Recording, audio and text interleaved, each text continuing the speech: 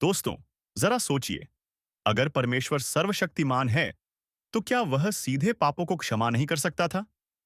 फिर क्रूस जैसी कठोर घटना क्यों हुई? क्या आपने कभी इस सवाल पर गहराई से विचार किया है? चलिए, आज हम मिलकर इस रहस्य को समझने की कोशिश करते हैं। भाग एक। मुख्य प्रश्न।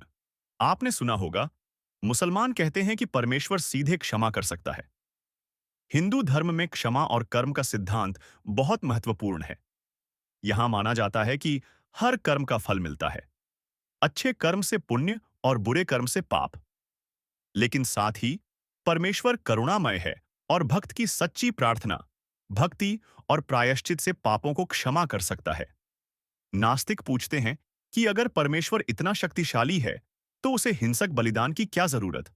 और शायद आपके मन में भी यही सवाल आया होगा। तो आइए देखें कि ईसाई धर्म क्रूस पर इतना जोर क्यों देता है। भाग दो। दिव्य न्याय। अब सोचिए, अगर कोई अपराधी अदालत में खड़ा हो और न्यायाधीश उसे बिना सजा दिए छोड़ दे, तो क्या आप उसे न्यायी कहेंगे? बिल्कुल नहीं।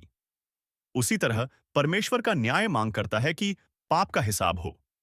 यह सिर्फ नियम नहीं, उसकी पवित्रता का हिस्सा है। भाग तीन। क्रूस के रूप में प्रायश्चित। यहीं पर क्रूस आता है। यीशु की मृत्यु कोई दुर्घटना नहीं थी। यह परमेश्वर के न्याय और दया का संगम था। सोचिए, पाप का दंड दिया गया, लेकिन वह दंड हम पर नहीं, बल्कि मसीह पर पड़ा। यही है क्रूस का रहस्य। भाग चार। अन्य दृष्टिकोणों से तुलना। अब आप कह सकते हैं, लेकिन मुसलमान तो कहते हैं कि बलिदान की जरूरत नहीं। या नास्तिक पूछते हैं कि परमेश्वर इतना हिंसक मार्ग क्यों चुनेगा? ईसाई उत्तर देते हैं, क्रूस क्रूरता नहीं, बल्कि निरंतरता है। यह दिखाता है कि परमेश्वर अपनी पवित्रता से समझौता नहीं करता, फिर भी हमें बचाने का मार्ग बनाता है। भाग पांच। उदाहरण। एक बार फिर अदालत की कल्पना कीजिए। अपराधी खड़ा है, न्याय दंड की मांग करता है।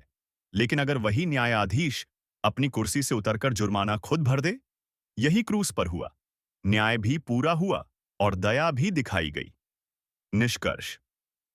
तो दोस्तों, परमेश्वर सीधे क्षमा क्यों नहीं कर सकता था? क्योंकि बिना न्याय के क्षमा उसकी पवित्रता को कमजोर कर देती।